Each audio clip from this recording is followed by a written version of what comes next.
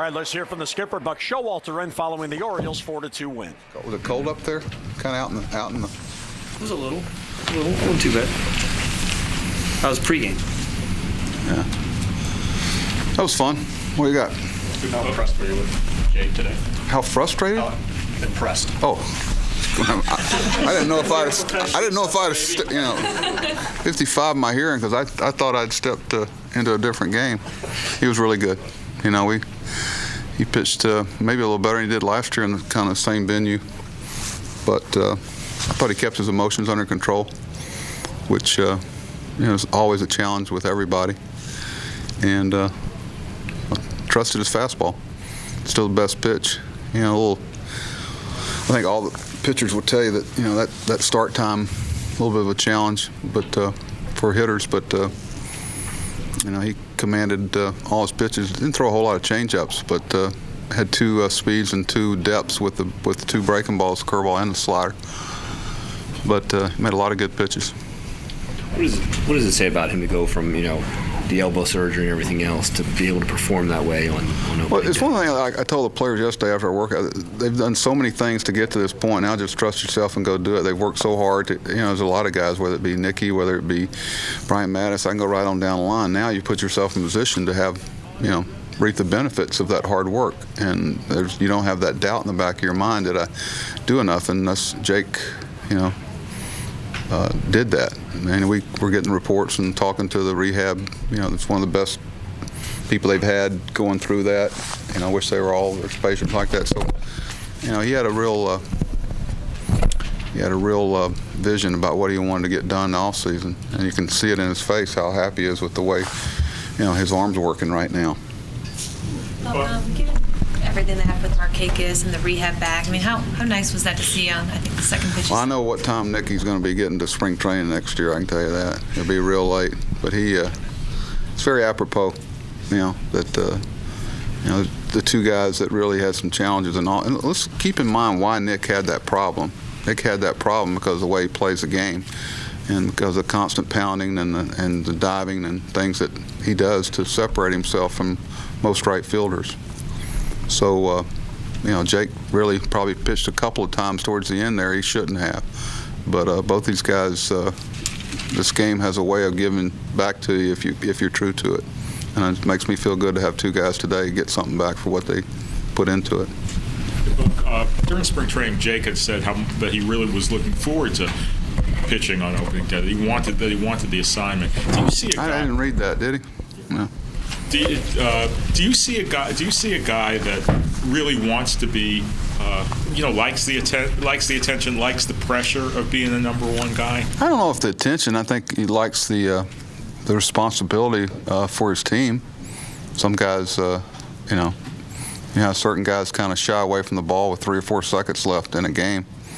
Or I think it's for the right reasons, though, because he thinks that it's no reflection on his teammates. The other pitchers, I hope all of them want to be. And of course, some of them I've had, it just means they get an extra start over the course of the season for better stats and better ARB numbers. Not mentioning any names. What? Buck, you talked about the emotions of the game earlier today. When you get a hit like that from Nick that early on, how much does that maybe give you guys a boost? Well, it does, but also it has a way of sucking air out of it a little bit too, where you can rely. I think Jake made those. He had some real clean innings after that, and after we scored the 2 runs, had a great base run and read by at second base with Jonesy, second, third, which would have pushed another one across there. And there's a lot of contributions today. Chris Davis made some plays at first base. Robert, you'd be hard pressed to find somebody that didn't contribute today, and that's what we're going to have. We can do this if very competitively if we can get deep into games like the starting pitcher did today, and where we have multiple contributors every night. Buck, what did you think of the atmosphere in the ballpark today? That was great. It's always I'm an old fuddy-duddy. I get emotional a couple of times a day just seeing how much it means to the people in Baltimore. And I'm not going to group everybody in baseball. This is different. They grow up, with the Orioles, and I'll be the first to tell you, it gives me a lot more responsibility, anxiety about delivering what they deserve for all of us, and we know how great it could be here, and it's our responsibility. You heard me say 100 times, and you see a game like that, you just hope, that they keep that hope like we do. But that atmosphere is special, and I know it used to be like that every night. So our players should. I know they get a taste of it. They talk about it. Don't think there's some cool breeze that doesn't. This group of guys talks about it. They know what this fan base is like, and it's up to us to tap deeper into it. Buck, you obviously wouldn't send Nick out there if you didn't think he was ready, but the fact that he hit a long home run to the opposite field, then he triples off the wall, is that just further confirmation of the strength that he's built up and full body? Like I said, Peter, we talked in the spring, you and I, that the things that he does normally in January and some in December, he was doing in February. In order to do that properly, we had to keep the carrot of playing games as far back as we could and still have him ready for the season. And Nick had as much input in that schedule as the trainers and doctors did, but I'm proud of the maturity he showed in dealing with it. That hard slide into home plate, another test. Pardon? That hard slide into home plate. That was a great sin. Usually that ball from the angle they throw hits the runners. We still can't figure out how it didn't hit Nick in the back. That's why as you run, you try to read the catcher's eyes and line up with where the ball's going. That's why in that cutoff and relay from over there, you always put your shortstop in fair ground so he doesn't hit the runner. But that slide, I kind of looked away for a second and he got up. So not that I was thinking about it.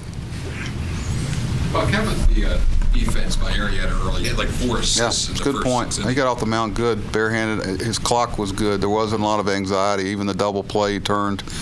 A lot of guys getting too big a hurry, but it's one thing. When you're exposed to a lot of situations and the clock that you have to play up here, sometimes you got to speed it up, sometimes you got to slow it down. And you see a lot of young players get up here and they just got one speed to their clock.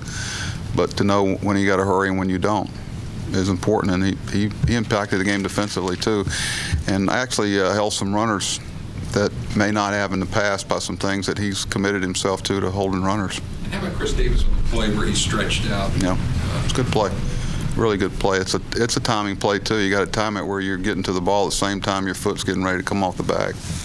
It's not easy. It's not easy.